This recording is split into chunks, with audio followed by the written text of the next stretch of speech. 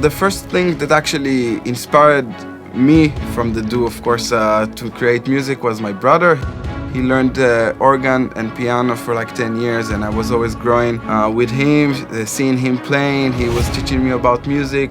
I don't remember exactly the moment I got inspired and say I want to do music, but I think it's something that grew in me, and it's something that comes from inside. It's something that is in your DNA.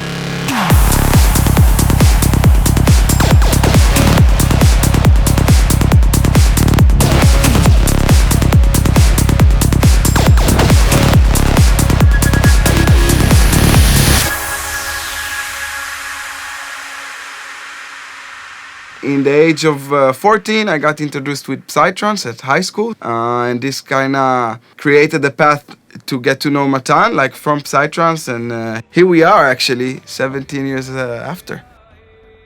Well, when you work together for so many years, so it's like in any relationship you become like similar to each other. Yeah, it's like sometimes I don't see Matan for 2 months, I guess, and it's like when I see him, I feel that I was always with him, because this is a digital world, you know, and today you have so many ways to share files and to share screens. So for us, it's easy.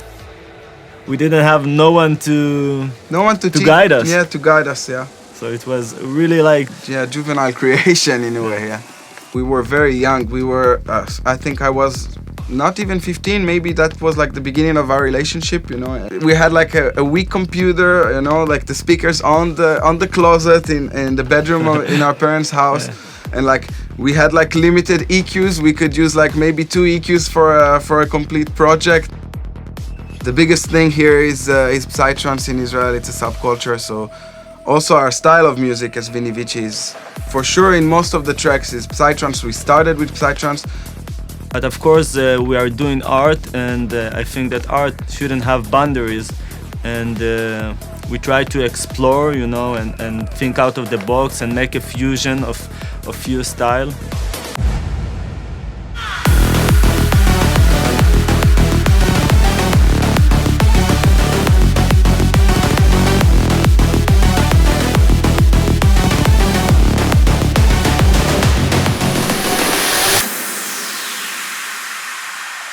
Well, our process to building a track is usually to come with a concept to the studio. The secret there is in the creation itself.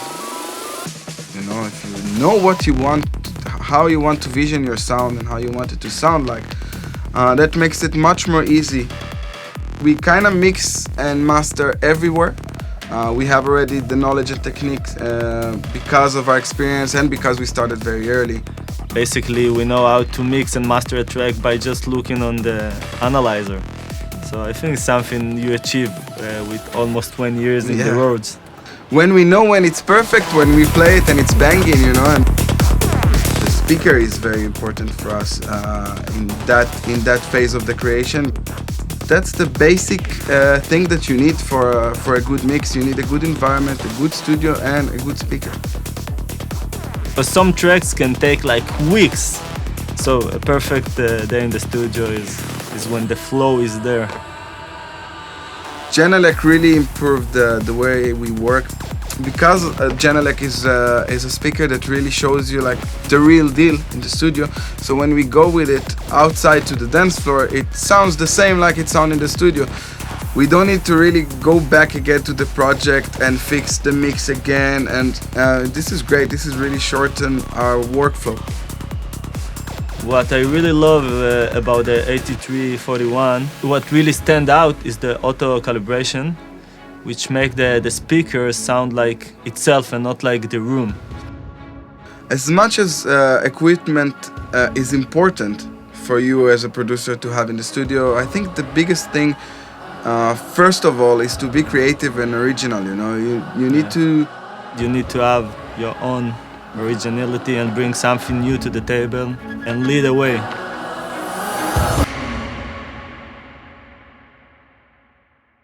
One last question, guys. When are you gonna finish the remix for Phil Collins? אתה עם הפיל קולינס הזה, מה עשית לנו? איפה זה היה? באס, תרדים אותנו.